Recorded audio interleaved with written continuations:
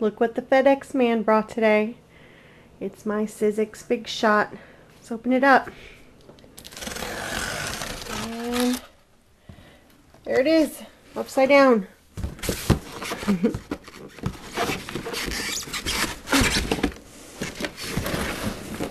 Heavy.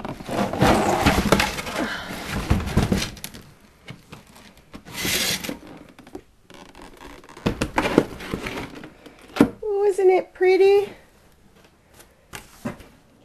I've unpacked and set up my Big Shot and I love it.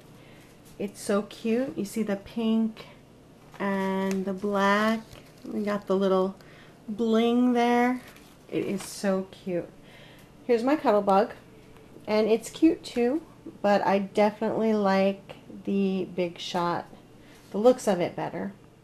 Here's the Cuttlebug and the Big Shot side by side, and you can see that the Cuttlebug definitely takes up less space, so it's easier to store. I have a dedicated cart for my die cutting, so that's not such an issue for me, but if you have a lot less space, you might want to go with the Cuttlebug. The first reason I have for switching from the Cuttlebug to the Big Shot is that the platform of the Big Shot is a lot stabler. So you have this. With the Cuttlebug, when you push down the arms, there's a suction that holds it to the table. Now I work on a wood surface, so after a few times it starts to get unstuck from the table and it can move. You can see I can wiggle it, and after a few times the suction will let go and it'll start to tip.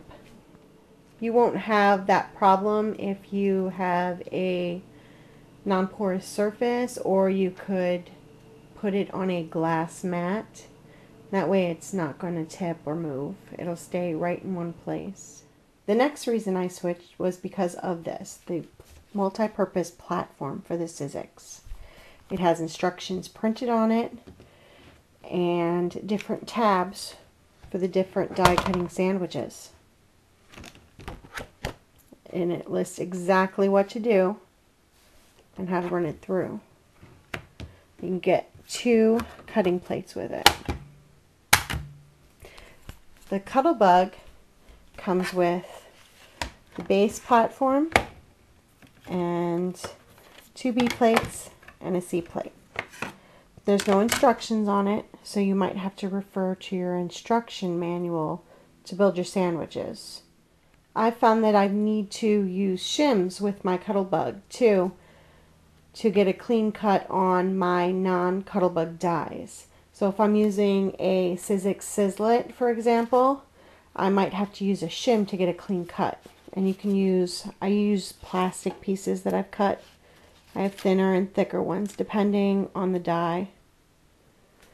On the Big Shot, your shims are pretty much built in.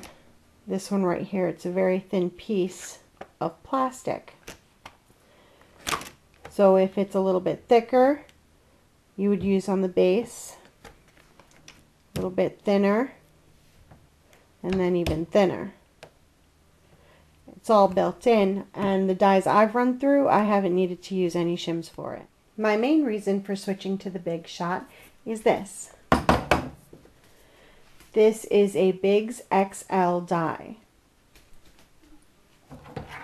It runs through the Big Shot perfectly, and it fits through the Cuttlebug perfectly.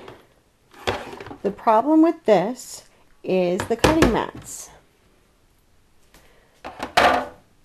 The cutting mats will run through the Big Shot,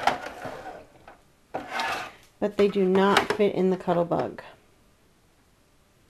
Now, I've heard that people will cut these down so that they will fit through the Cuttlebug to make it work. I don't have the option of doing that. You can also use your cutting plates. For the Cuttlebug, you would just sandwich it through.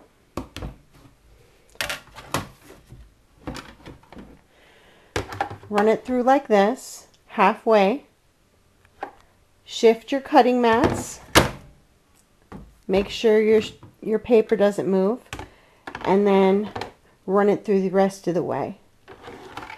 to me, that would take a little while longer and a little more inconvenient. I'd rather just use the big cutting plates and not worry about that. There are other die cutting systems on the market. You have Spellbinder's Wizard, which I did own before I bought the Cuttlebug, and I didn't like it. I needed to pull out the instructions literally every time I used it because I just could not get the hang of the ratcheting motion. I didn't know which direction the machine went in. The sandwiches, I don't know what it was about that one. I just could not use it. But I know a lot of people love that machine. But their Spellbinder's dies, the nestabilities, I love these things. They're probably some of my favorite dies.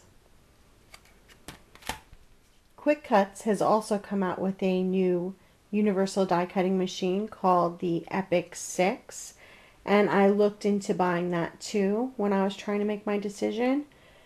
But the reviews I saw on the message boards weren't that great. People weren't having a lot of luck getting clean cuts on some of the dies. So I decided not to get that one. Also, the only cutting mats it comes with are the really long ones. Kind of like the XL die cutting mats.